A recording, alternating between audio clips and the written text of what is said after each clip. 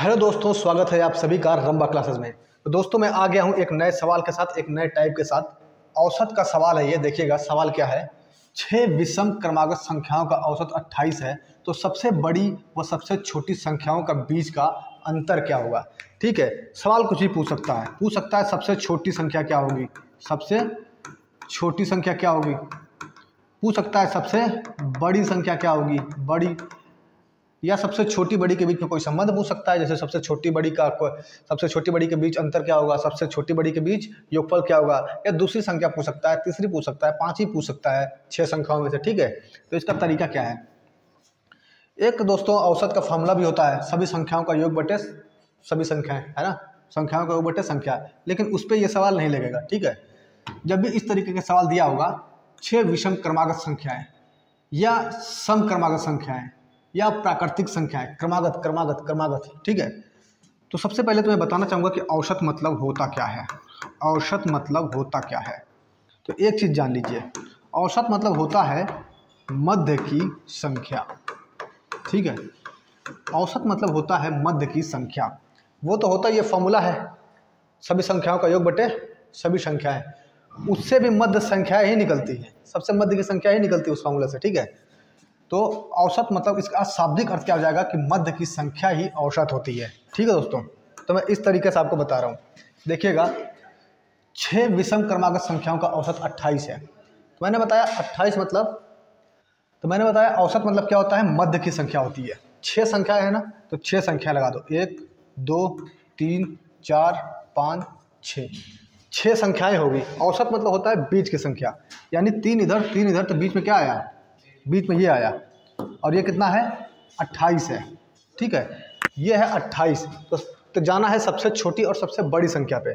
चूंकि विषम है तो विषम संख्याओं का हमको रखना है ना यहाँ पे, तो बीच में 28 है, तो जस्ट बाद क्या आया होगा 29, है ना, 29 आया होगा। फिर विषम है तो 29 के बाद 30 छोड़ के 31 के बाद 33।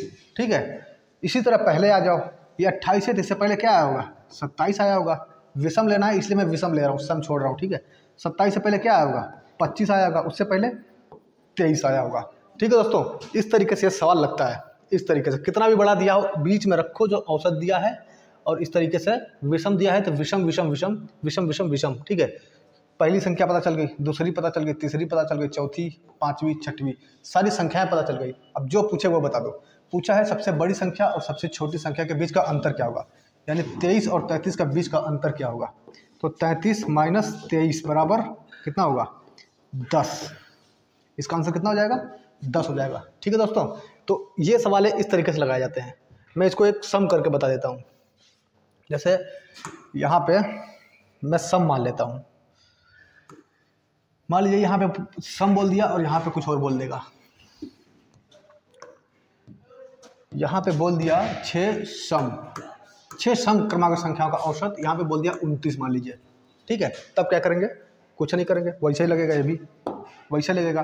पहली संख्या, दूसरी संख्या, तीसरी संख्या, चौथी संख्या, पांचवी संख्या, छठवीं संख्या। 6 संख्या है ना, 5 बोलेगा तो 5 रख लेना, कोई दिक्कत नहीं है। ठीक है, बीच की संख्या होती है ना, 3 इधर, बीच में कौन आएगा, ये आएगा। बीच में क्या है 29 है, ये औसत है। औसत मतलब बीच की संख्या।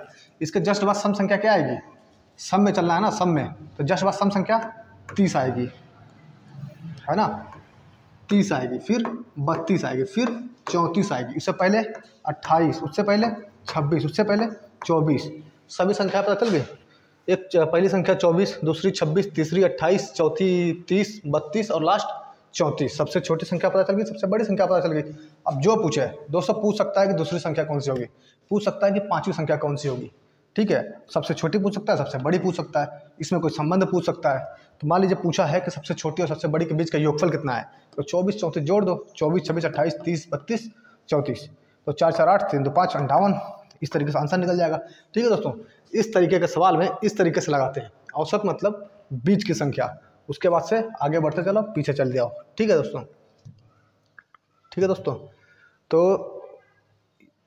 आज के बाद दोस्तों इस टाइप के सवाल आपका गलत नहीं होना चाहिए, और मैं बहुत ही सिंपल तरीके से सवाल को समझाया हूँ, बताया हूँ आपको। ठीक है दोस्तों, तो मैं उम्मीद करता हूँ आपको बहुत अच्छे से समझ में आया होगा, और आज के बाद ये सवाल आपसे गलत नहीं होना चाहिए। ज़्यादा से ज़्यादा 15 सेकंड का सवाल है ये। ठीक है दोस्तों, तो थैंक यू सो मच आप सभी का रंबा क्लासेस में।